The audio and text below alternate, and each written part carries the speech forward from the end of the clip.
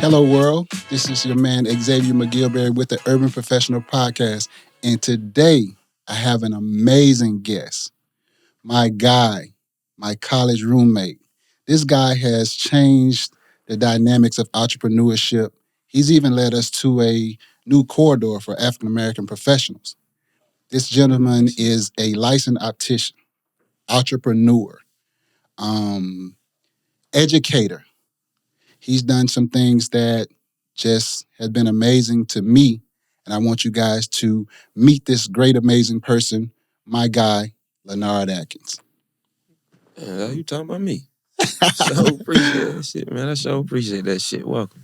Thank you for having me, my brother. Man, it's been a while, man. It's so funny about the journey, though. I was remembering how you crossed over to the eyewear corridor. Do you remember when we were purchasing the cheap frames and reselling them? yeah. So a lot of them motherfuckers too. I'm sorry. A lot of so just with that being said, man, just so you know, I have questions because I don't want us to get off. There's so much that I want to ask you. But could you just start off by telling people like who you are and how you got into the optician industry? So how y'all doing? I'm Lanard Atkins. Everybody call me L. But it's kind of like a funny story as far as how I got started. I always just like glasses, dog. Ever since college, we always had the freshest frames. They were cheap, but they were fresh. Not when our homies started working at Sunglass Hut when we were able to get the real thing. When the Charlie Angel glasses came out, and when them came out, it was I just been a glasses connoisseur ever since then, and that was the late '90s. And then once we came out of college, I went on another journey, and then kind of just led right back to optical, which is why I wanted to know more. True. So with that being said, when you said led into it, I don't want people to be misled, like to think that like you just got into it. You have education behind it. You have certifications behind it. So like with that, how do you manage like between the actual profession and you actually have flair and style with yours? Like I think that's something that's African Americans that win us over. Like a lot of people don't know the frames you have on now, your prescriptions are in them. Oh, and a lot of frames you make for me, they think it's just glasses, our prescriptions, and we need them to see. Yeah. So what triggered that for you? So I got my first eye exam when I got out of college. I never had an eye exam, and I never heard of anybody getting an eye exam growing up. That's unheard of. We go to the doctor, you get your normal shots for school, but nobody goes for eye exam. So when I finally got me an eye exam, they told me I needed glasses. But shit, when I looked at the selection, man, I wasn't finna wear no motherfucking glasses. They ain't had nothing I like. I bought this my first pair of glasses from Steve Madden's. They were fresh. They were Fred the Duck. That's all they had. It was Steve Madden. They just shoe fall apart when you walked in step. So I knew I couldn't get on keep wearing the glasses. And it's funny that you say that because that's a lot of reason that we don't wear glasses because they're not stylish. Mm-hmm. And you triggered. Remember, we had a conversation where you was talking about the program that you did for the kids, where you gave free eye exam to kids, Mm-hmm. and you started to find out that was a lot of problems from their behaviors in school, is because the parents didn't even know that this. They can't. How they gonna perform? They can't see. They can't read. They don't know. And then the bullying thing is big now. So that affects as far as like if you got on some not so fresh frames or some what we used to call them bifocals, which is Coke bottle glasses. Things like that. Kids are not going to wear them, and it's going to affect them in school. So how would you describe how you make like the regular consumer aware of you can be fresh and see at the same time? So we got to always remember, and people forget, 75% of all lasting impressions on our brain come through sight. If you need to see well, shit, you want to be looking good too, right? Absolutely. So when somebody look at you, I feel like eyeglass, that's the first piece of jewelry that anybody see. It was a medical device, but if I'm gonna have to wear it, I have to wear it with my kind of flair. Everybody has their identity. If you look in anybody's pocket, they ain't got the same license. So I felt like the variety of eyewear was just missing, or it just wasn't put forward. A lot of times people just don't know what's out there. So I just decided to embark on that journey to find glasses that didn't fit synonymous with what we normally see. Remember the birth control glasses. Yeah. But then when you talk about the community and bullying, like when it come to kids, kids are the most important people that's growing up because they are our tomorrow. So if you think about a kid who can't see, who gets written off just because they can't see, but it's always behavioral, it's really a lot of vision issues in the community. So I was like, you know what? To prevent that, I make sure kids can see and be seen looking cool as well. Yeah. Also, I'm a pivot a little bit. Okay. From a professional standpoint, it's also, I think you carved out a space that a lot of people in the African American community wasn't aware of. Like you do, movie sets. You are a lens tech. You do frames. You do different things on movie sets, which is an amazing career that nobody knew of. So, tell me a little bit about that and how did you get into? How did you get into that? I know we talked. Yeah. To be honest, man, when you were saying, I was like, this dude lying, man. I don't know what this dude told. Everybody said yeah, that you know what I mean? And then, people always ask me, they be like, what do Nard do, man? Mhm. I like, he do glasses. They be like, yeah, but he's always here, he's always there. So give us a little behind the scenes look of how you got into on the movie sets and what that consists of and what that is, what that looks like.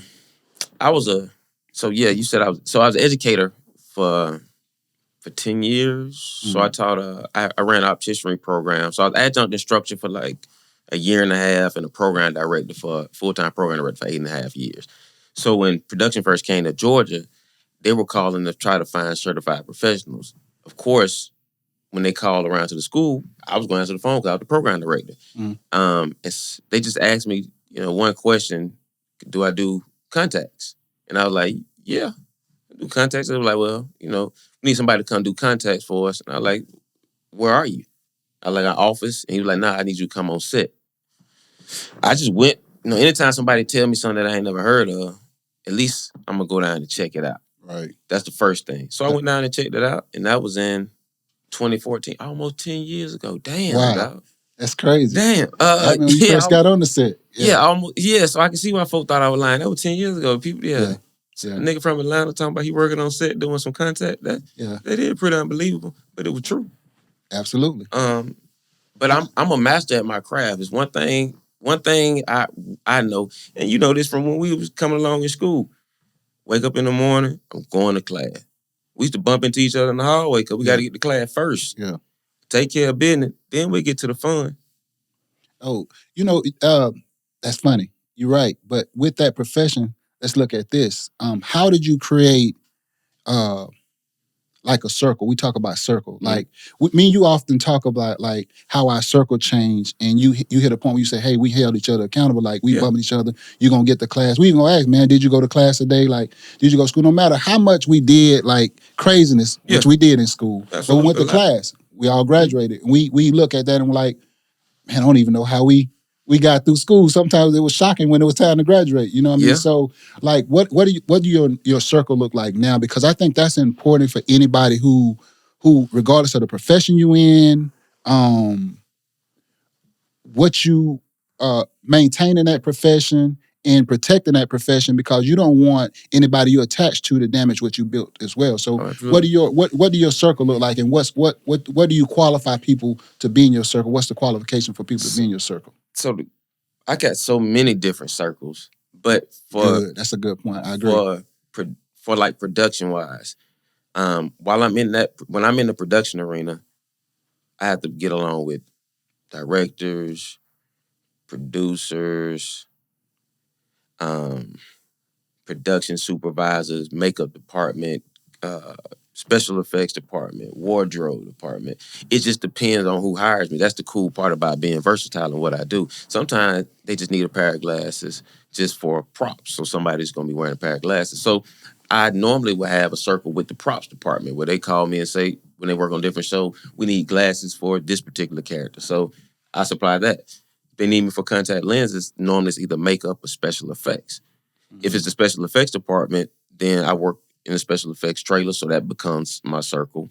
But hair and makeup is pretty much my predominant circle because a lot of the makeup department heads, which are sisters, I must admit, when it came to Georgia, the circle of sisters that's department heads, and they got their own teams. I've joined a lot of teams.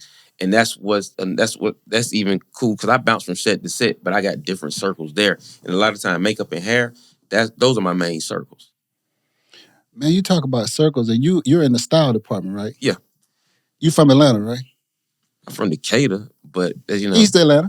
no, that's not east. That's east of Atlanta. Thank you very much. One time for Decatur. I'm not gonna let them mess up the east side. Man, who gave Jermaine Dupri those socks at the Super Bowl, man? They got them bitches at the corner of Candler and McAfee at the old Kessler, bitch. They had a giveaway at Kessler.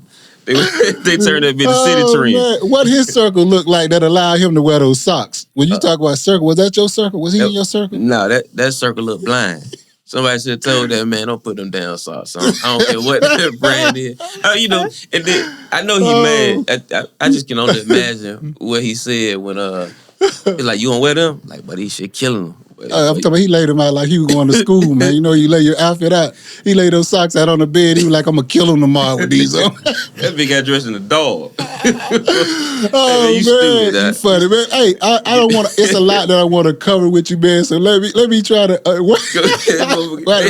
because I want them, I think that it's so amazing that, you know, our younger generation see that it's, you can make a career out of things and things that you love. And at the same time, you know, I'm a really big advocate of helping the community as well. Yeah. You know what I'm saying? And what you do, like I said, I want to commend you again for like giving those kids those free eye exams. And I can only imagine being a parent, what it meant to the families, the mothers, and identify like thinking that my child had some deficiencies in school and come to find out, you know, it's sight and my child can do better. So I most definitely want to give you, you know, your flowers for that. Appreciate that.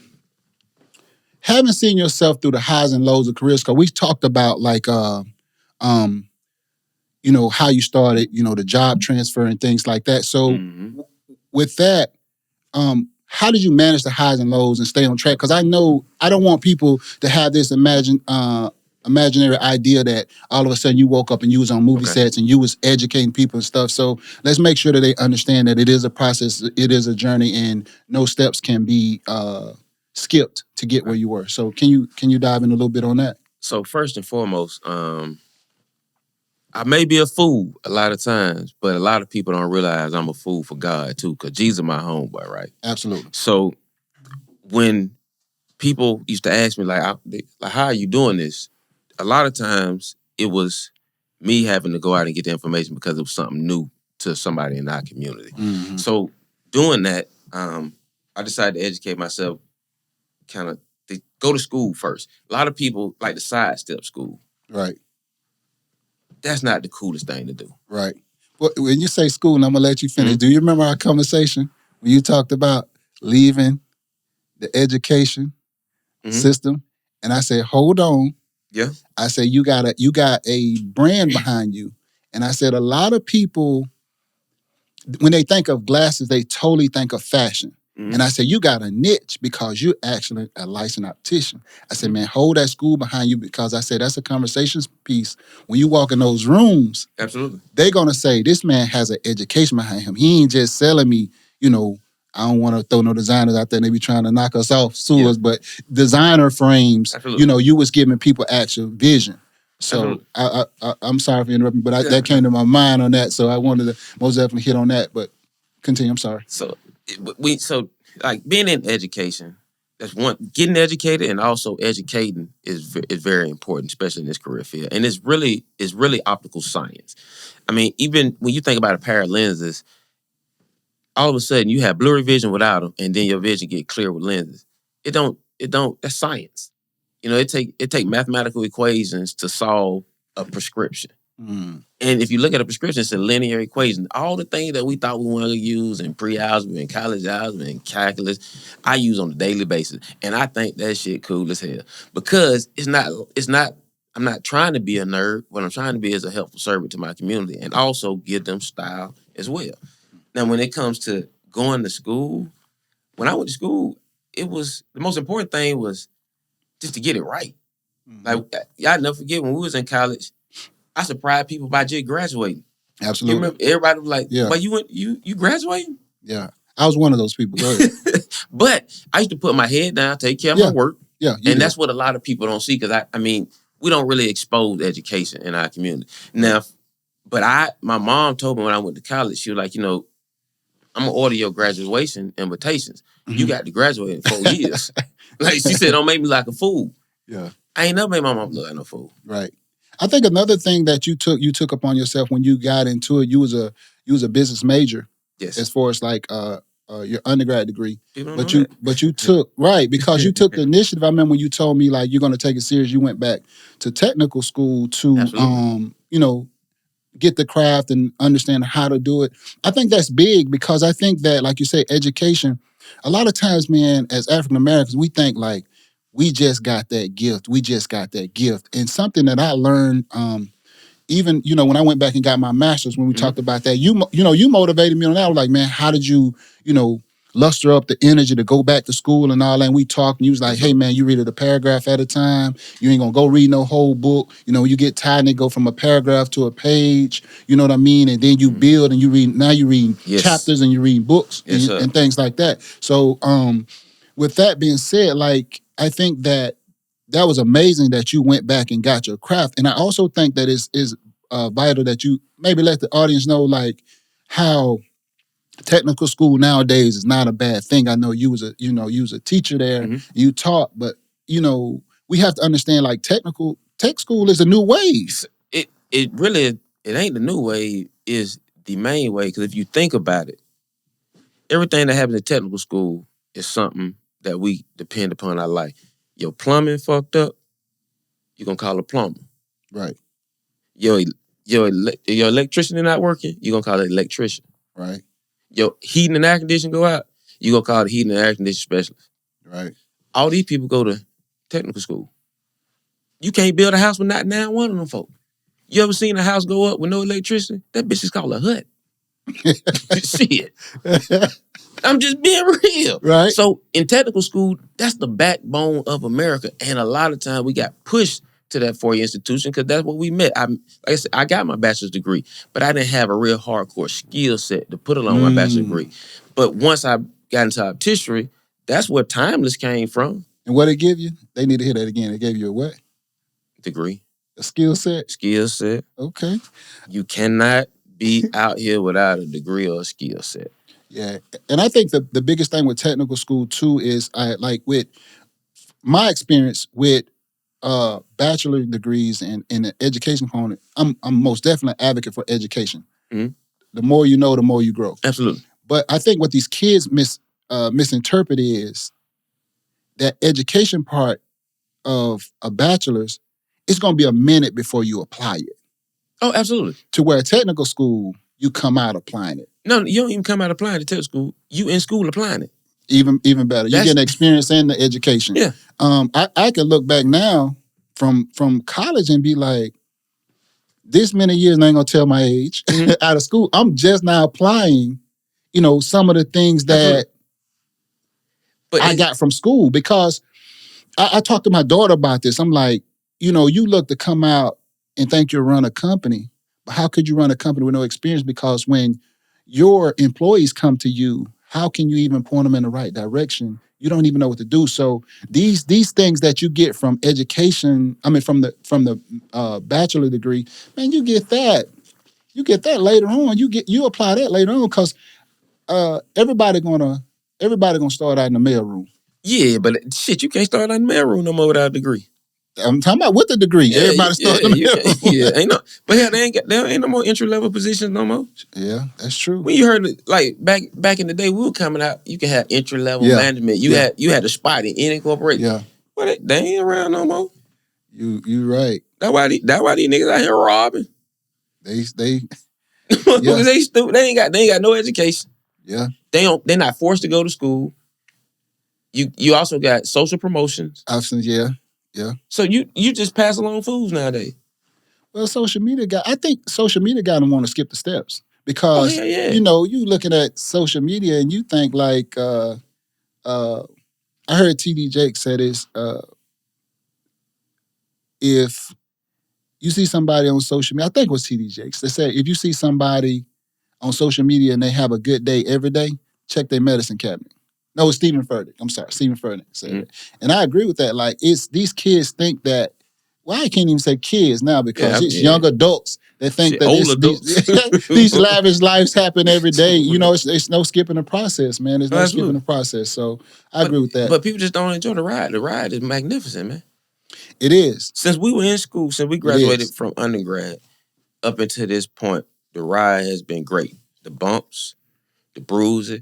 People don't know back in the day, I used to ride around on the scooter in I Atlanta to remember sell that. glasses. They were like, "Why you boy on the scooter?" I ain't had no money. I knew it. Gas are cheap. And you had a chrome helmet. I had that big ass truck that I couldn't put no gas in. I was going back to school. I lost a lot going back to school, being late. Like I was laid off. Like Right. at the financial term, Right. I was one of the first people to be laid off. That was 2006. Yeah. I know what it's like to not have nothing. I also know what it's like to be happy with just with breath in your body. Absolutely. So when I bought that scooter, people just thought I was being silly. But they didn't know. Man, that shit was $1 to fill up. Bitch, I was riding about 100 miles. I was everywhere. I had that little chrome helmet. If they ever seen Napoleon Dynamite, because it was a conversation. Right through the city of Atlanta on this red scooter. I would VIP at every club, and I'm telling you right now, valet park the scooter right there in front of the door. We valet park those scooters in Miami. Yeah. The scooter taught me a lot, man. A lot of people really thought it was a gimmick, but at that point in time, I wasn't making enough money to pay insurance. And back in those days, if you didn't have insurance, you can get your registration, but you can still drop insurance. I ain't have enough money to pay insurance on my other car, so I was just like, you know what? I'm gonna make this thing happen. Scooter cost me $700. $700. That's how much the scooter cost? And I had $800. But I put that bit together. Cause you put the scooter? It cost $1,200, but if you didn't put it together, let me get it and get the 7. I'm not gonna pay you extra 5. I put that bit together. You put it together yourself. That bit went 35 miles, 41 going downhill. I was in the city. When I was there before I had came back and they were like, "Hey man, your boy be on the scooter." I'm like, "What?" They're like, "Yeah, he got a scooter, he got a chrome helmet."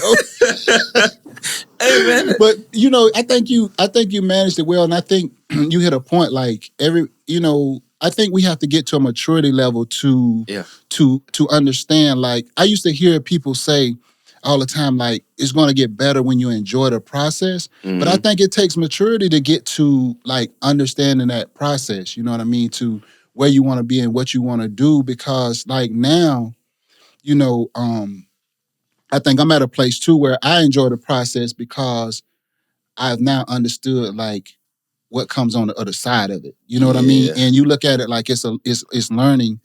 It's a learning process, and I'm gathering information. So I'm trying to get better at my perspective.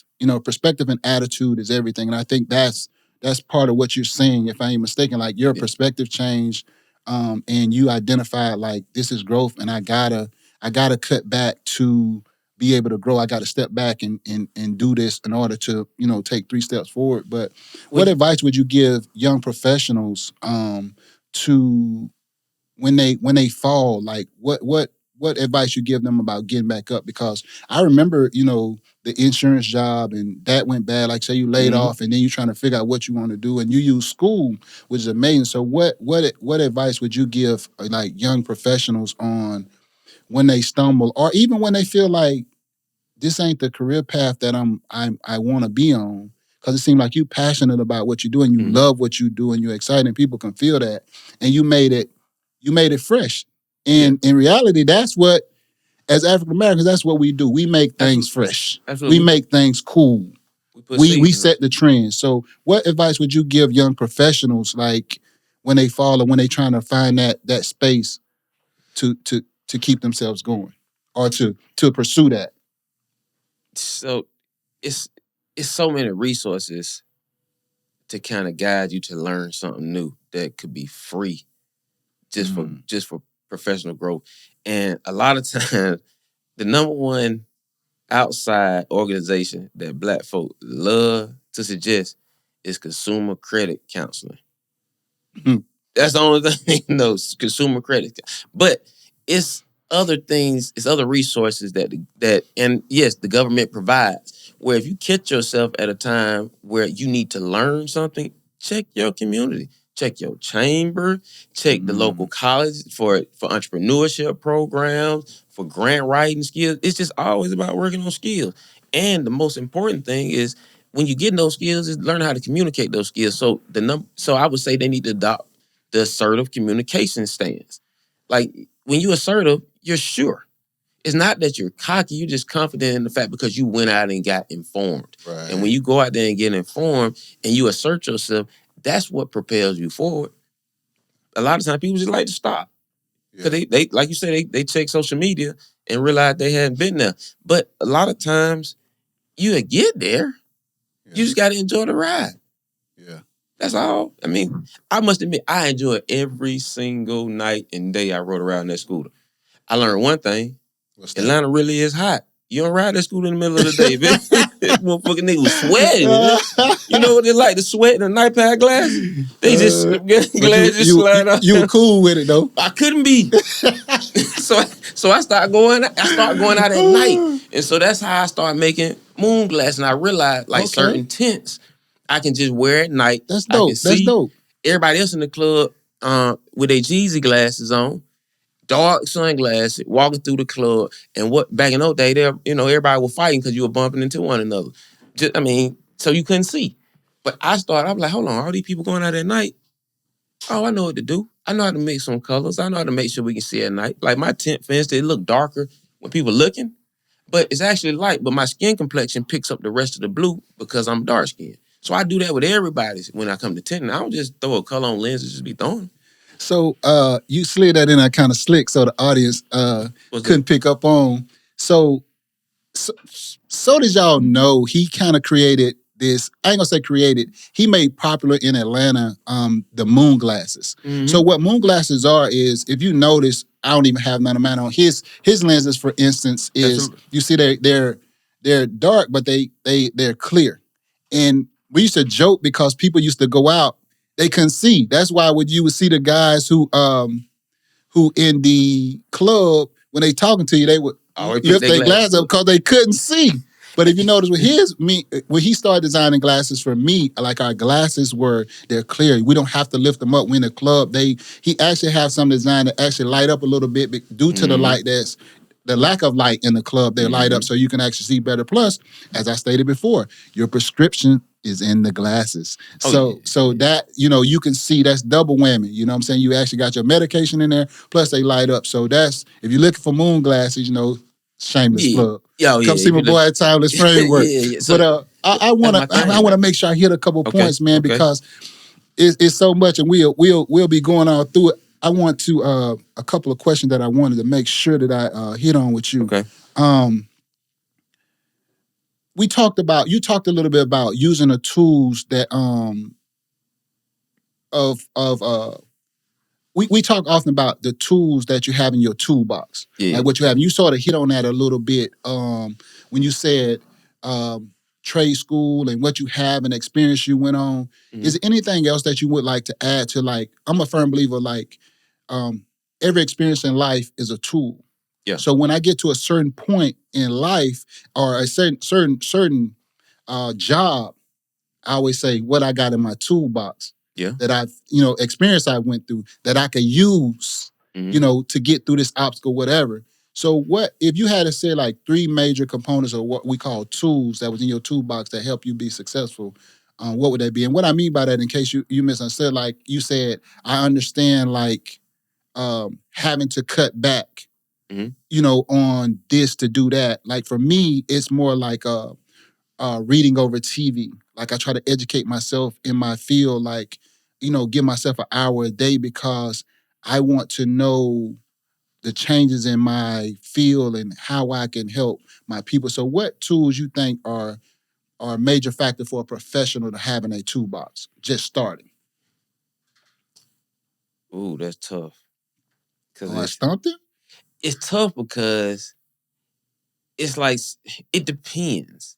Because you just don't know which tool to utilize. So all right, say you building the bathroom. Right. Okay. You know exactly, you're going to put a toilet in there, tub, shower, what have you, a sink. Right. But when you building a house, you're going to need other components as well. And so that's why I say the tools, like you can build tools for certain rooms and periods. But I would say, like, I don't really live by the tool method anymore because I know I got to have them, unfortunately. Right. And a lot of times I don't really waste a lot of brain space on things that have already come to me, and I and I kind of hone in on those skill sets because I like to make that just something that's an intangible piece of me anyways. Mm-hmm. But I will say, like, adaptation to situation and conversation is the most important thing. And so much goes into that because a lot of times one tool is hearing. Uh-huh. You got 2 ears for a reason. And people say that cliche, but if you think about it, if you're able to adapt, like certain things you're going to hear. When I go into different, I don't care what I'm in production or sitting on the executive board or doing some continuing education credits, I'm always going to be listening because I got to listen to the audience because what if I don't give them what they needed? So adaptation to situation comes that gives you hearing. Also being, I said earlier, like being assertive, communication-wise. Right. Your communication is a tool. Right. Now, and it can be broken down in 4 different styles. Like you got, passive aggressive, assertive, and then you just got like that 4th one, just all out asshole. Like they don't care who they offend. Yeah. People like we can break down our own communication skills but if you adapt to the situation and conversation that's going on around you, like those are essential tools. Because you, at least if I hear, for instance, I overhear sometimes when people looking for lens techs. Right. But guess what? Somebody else overhears sometimes they're able to speak because they also listen. Listening is a tool. Okay. Actually being able to speak and be able to get your message conveyed clearly. Communication, that's a tool. Right. Because a lot of times, people say, you know what I mean? And they ain't even saying nothing. Right.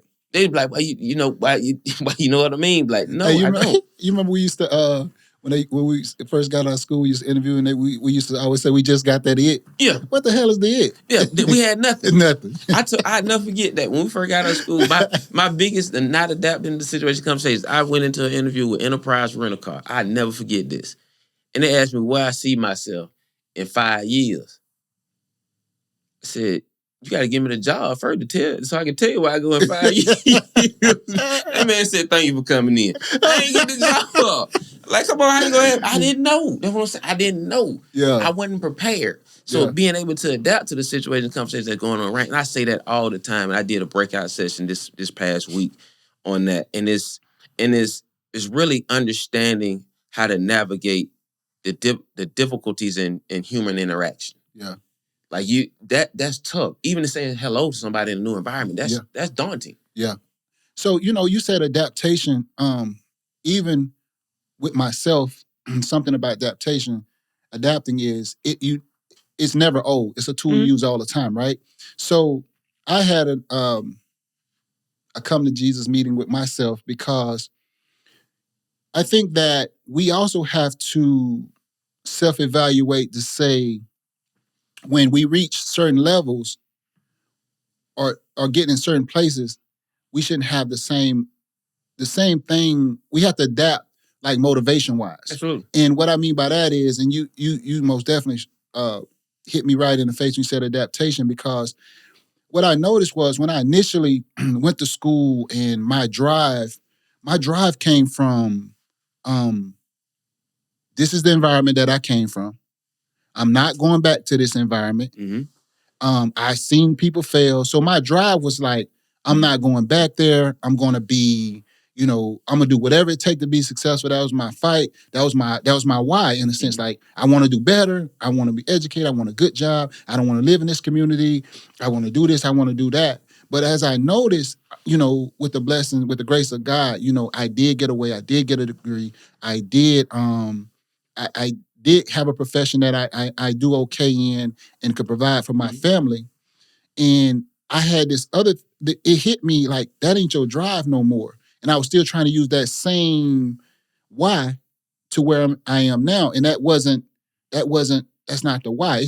To me, it's sort of like we joke about, like, when you have a rap artist and he's been successful for 10 years, he can't keep talking about he on the block and he doing this because we know you're not. You've been out 10 years. So I had to apply that to myself. You know what I mean? And I was like, okay, that's not your why. So what is your new why? And I had to do, a self observation and say, hey, what's the new why? And my why became, and I think you saw it on the same path of that, is like, I started to say, okay, how can I give back? Like, my why is to if I can cut this process for a professional that they don't have to go through the bumps that I went through. If I could go back to my community and help some of my friend kids or some kids who unfortunate as far as like, hey, this is what it takes, this is what you do. Like it sounds funny, but there aren't really any mentors out there anymore. Nah. Me Nah. being at the level that I'm at, I still look for a mentor to be like, okay, this is how you balance family. This is how you balance career. Mm-hmm. You know what I'm saying? Because it's a thin line between trying to be great and professional and trying to be a great husband, great father. And I think that we need people. So everybody need mentors.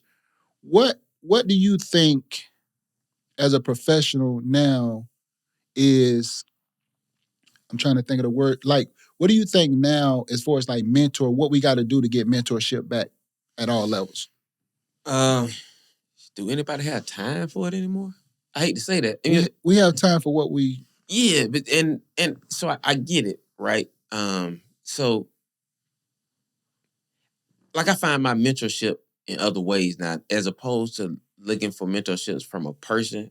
I always find it through an organization. If you kind of get my drill. Explain, elaborate. So, like, all right, for instance, my business, my brand, Timeless Identity, right? Mm-hmm.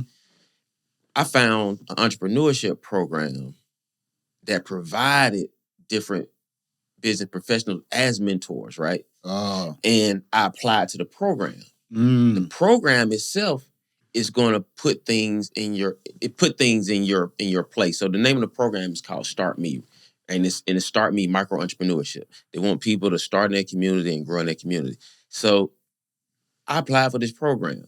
It's in conjunction with Emory University. Okay. So Emory University got business school students.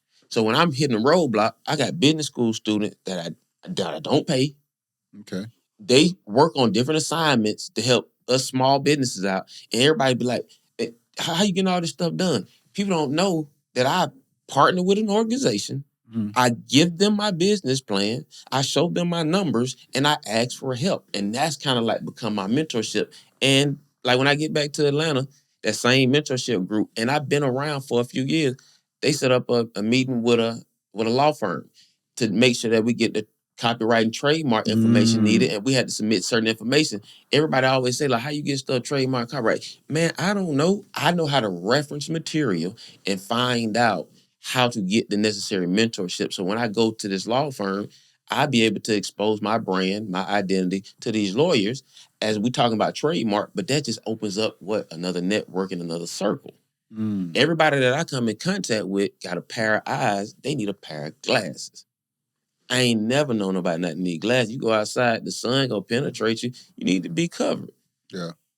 We got issues in our community with that. Now, your glasses, you go outside, you still covered. People say, can you be UV coated with clear lenses? Right. Absolutely. Right. But you're not even an optician, but you don't even go outside uncovered. So I feel like the mentorship that I get from other people helps me progress forward. And so I get it in organizations. Okay. So each and every time Emory has something, man, they just turn me on to the next. So you're saying pretty much look for programs and things for mentorship instead of individuals, because nobody really, that's a good look. Nobody really has the time to give you 8 and 10 hours a day. Go through programs where, this person pitching in an hour, this person got 30 minutes or whatever, and you build on them. But I like that also because you put skin in the game. It shows that you have to you got to do the work to get the work. Exactly. You got to put skin in the game. Yeah. You know what I mean? So, but even that though, not only Emory business and not on Emory, I found another program where I got students at Georgia Tech and a whole another procurement office at Georgia Tech that helps me along with the different contracts, because I wanted to go into government contract when it comes to eyeglasses. So if I'm looking at, like, if I'm trying to get this program and I'm trying to find these programs, how do I go about finding it though? First, like I'm starting from scratch. I'm like, I don't even know where to look. Like, how do I look to find these programs? First, you got to get a roadmap on what your destination gonna be, and then when you get a roadmap on your destination, then you'll start seeking out the necessary information that you need, because it's not easy. It's not. Right. But what I can say for me, I just always look for my help through corporate partnerships, and that's how I get my mentorship. I really can't People just Google. Yeah. If with you now at this point, like if it's a startup, it's a professional, let's go entrepreneurship. Because I think it goes both. I think entrepreneurship or even trying to boost yourself as a professional. Mm-hmm. What advice would you give a professional on building a brand, like brand awareness? Like you started with Timeless Framework. It wasn't a known brand. You wasn't on movie sets. You wasn't, giving seminars. You wasn't doing that. So if they're starting it, what advice you would give them to branding themselves or branding their company? First getting the necessary information. So I changed from Timeless Framework, for instance. Like I thought it was a cool last name. Mm-hmm. But it didn't say I did glasses. Mm. It didn't say I had nothing to do with nobody's eyes. It was like, oh, that's a nice name. What you do? Mm. So when I thought about changing, I had to incorporate actually what I do. I help people have their own identity. And people ask, and now I got that 30-second pitch. Right. That, when I was in the elevator, you get the rambling, man. Boy, this nigga talking too much, man. Hurry up and get the door open, get off this goddamn elevator. This nigga lying. You say too much, you lying. Too much. Yeah. So, or when you say that, it's like. Yeah. When you hit them folk with that light, but they I already lose. What you do? Well, I do like. Like, if you got to do like, shit, I don't. It's over with. So when you building a brand, think about all, like everything as it involves your brand, so you can know exactly, like I say, your destination, though. Because a lot of time, I'm telling you, Zay, all right, think about this. We ain't know nothing about glasses. Mm-hmm. And we thought we can create a brand of glasses. Yeah. And we're going to sell them for $100. $100. We ordered them from China.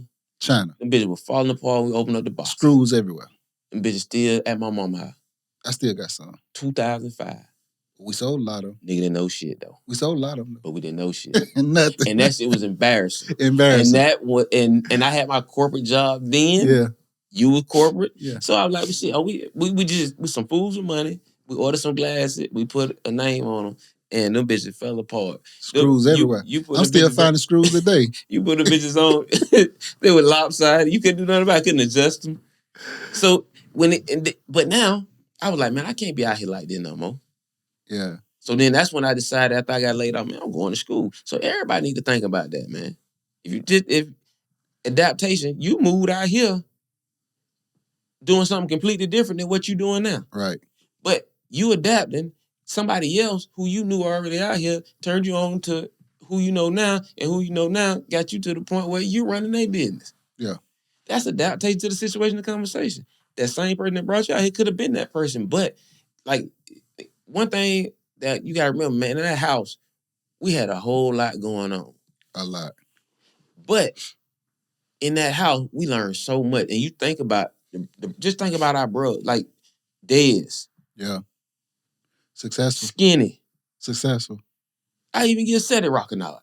But think about Bledsoe. Yes. Think about Matt. Successful. We learned Sherrod. Successful. I mean, and I'm just talking about Mike, but I go to your LB, Zach. Yeah.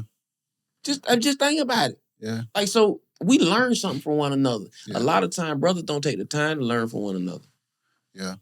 Like at the end of the day, when I graduated, I never forget. Everybody was at the house like, "Why you graduate?" Like nobody looked at the fact that I wanted to go to class. Nobody looked at that. Everybody saw when I got to partying, boy, that nigga no stupid. Yeah. Then you like, hold on, you actually went to class. Yeah, y'all was asleep when I went. Class started at 8. I was done by 12. It's crazy though that you brought that up. When we go through the names, yeah, like everybody graduating, everybody successful. Yes, we were like the craziest dudes on the campus, man. Yeah, we ran nigga for the dumbest niggas in America. That's crazy, but that's but that's growth. But as my grandma said, I guess, man, God watch over babies and fools.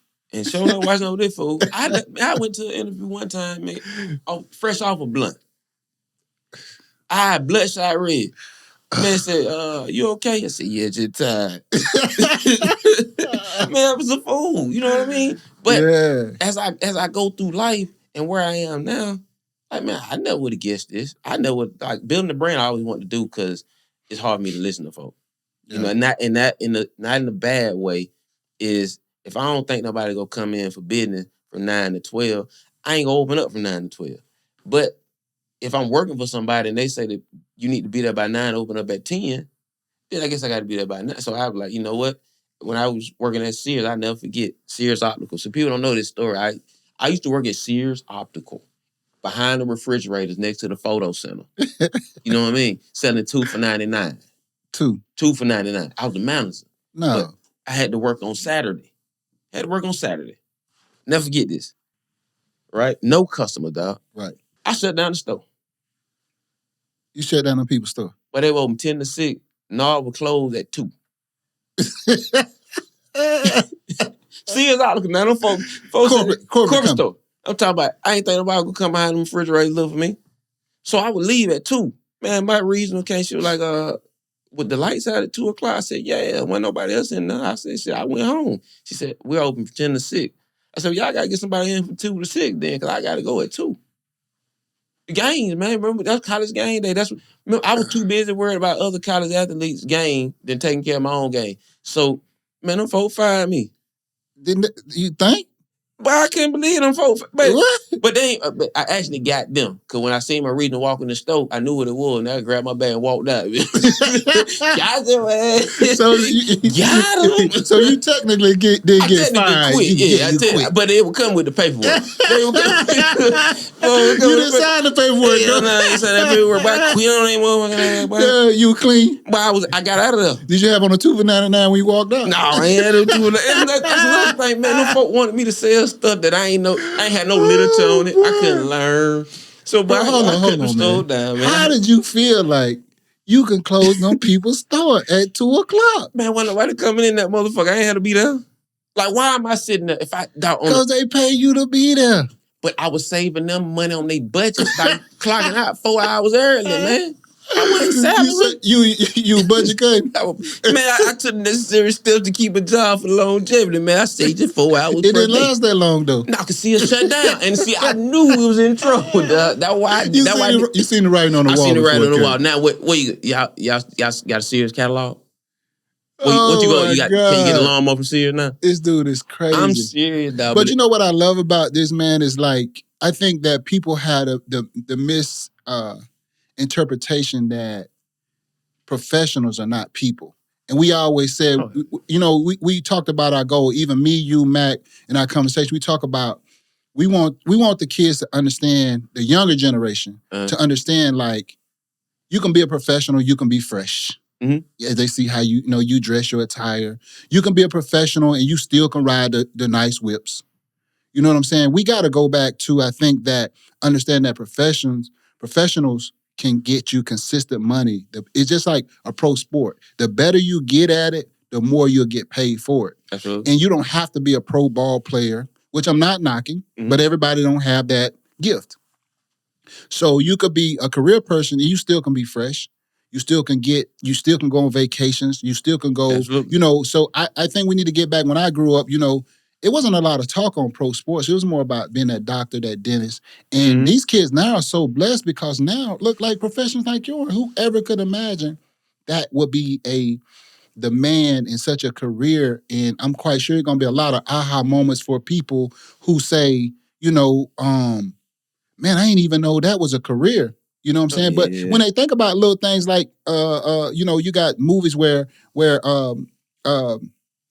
the people so quote unquote turn to zombies. Those eyes have to be taken care of by somebody. That guy. When y'all see things like, movies like whatever, The Walking Dead or whatever the movie may be, a zombie movie, when those eyes change, this is the guy that changed those eyes. Do y'all ever think about, I'll never forget this story that a guy had told me. I think it was in Atlanta when he said he was talking about the New Era hats, and he said he made $1 million off the New Era hats. I'm like, selling the hats? He was like, no, I sell the thread that they stitch the hats with. He said, so I get my money up front. They got to worry about selling the hat for $35, $40. I done already got my million when they got the thread to stitch the hats. Absolutely. And I was like, that makes sense. People don't think about the small things. You don't have to do the big glamorous things. And everything requires a professional because you want whatever is getting done, whatever service or whatever going on, you want it done in a professional manner. Yeah. And education is the key, as you have been saying. So Yeah. I think, how do we get people back to understanding that being a professional doesn't have to mean athlete? So first and foremost, they have to get educated. Like first and foremost, you got the 1, 2. So out of the 3, out of conversation and like hearing and listening, but you got to get educated, dog. Like you can't just free. That's the only way you can communicate. Yeah, you can't just free ball your way through it, man. You actually got to get educated.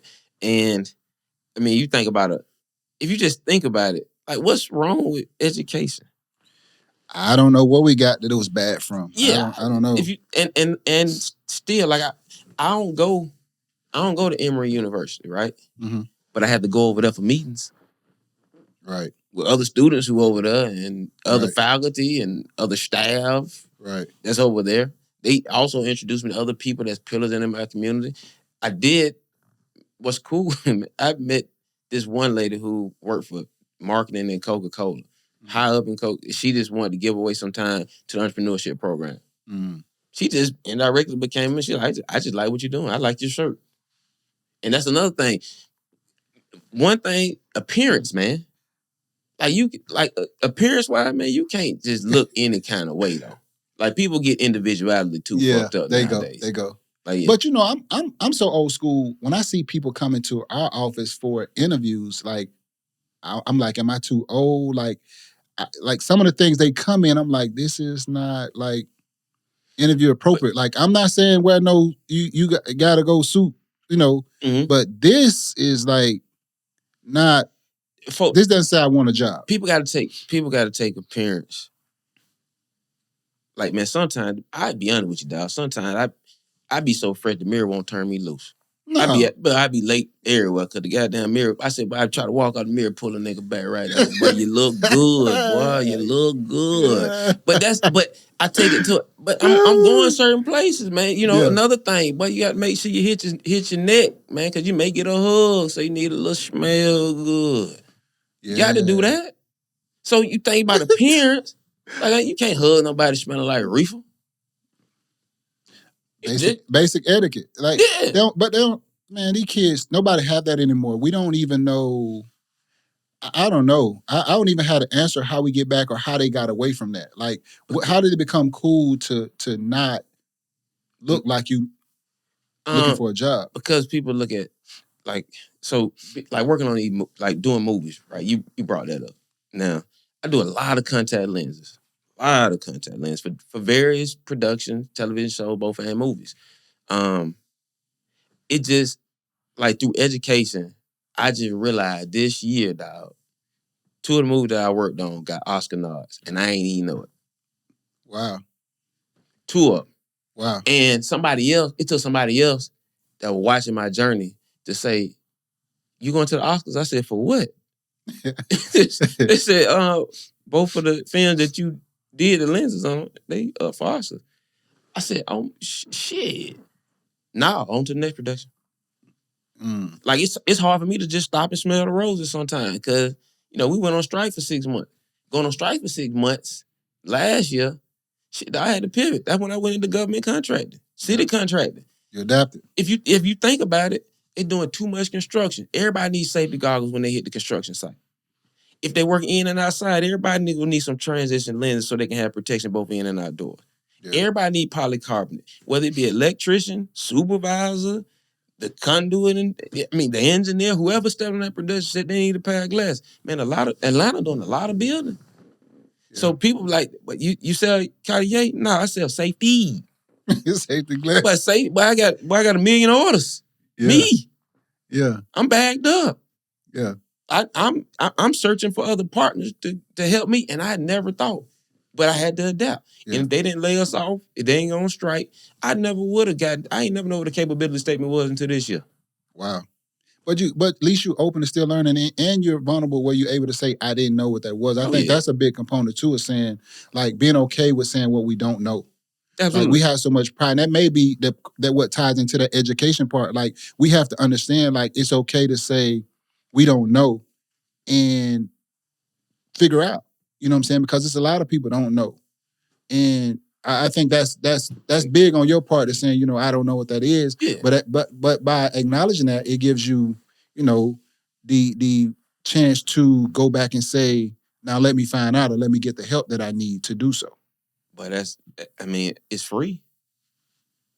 So, all right, man, it's been a lot, and I know we could talk it forever. But just to leave the professionals, the urban professionals, if you could leave them with one key thing from your journey, from your career, what would you want them to know about Lanard, aka Nard, and give them a nugget to to keep the journey on their professional career? Um, what I what I will say, one thing about one thing about me, I never start learning. Like people always see end results. I feel like I neglect a lot of people by not showing them what hard work look like. Because a lot of times that's what we display. We just display the fruits of the labor. But my main nugget, man, that adaptation, situation, conversation, that it that pays dividends, bro. Yeah. Like just being able to know where to go, who to go to, how to approach them. Like if you adaptation to situation and conversation, and everything is not about you. If somebody says no, it's not offensive. Right. You miss something. Okay. So always be on that continuous journey to learn as much as possible. Man, that's some great information. I most definitely want to say, man, thank you for coming on, bro. I think you gave like some great nuggets. I appreciate it. I know you're a busy person taking out your time to come do it, man. Appreciate it. Thank you for coming on the show.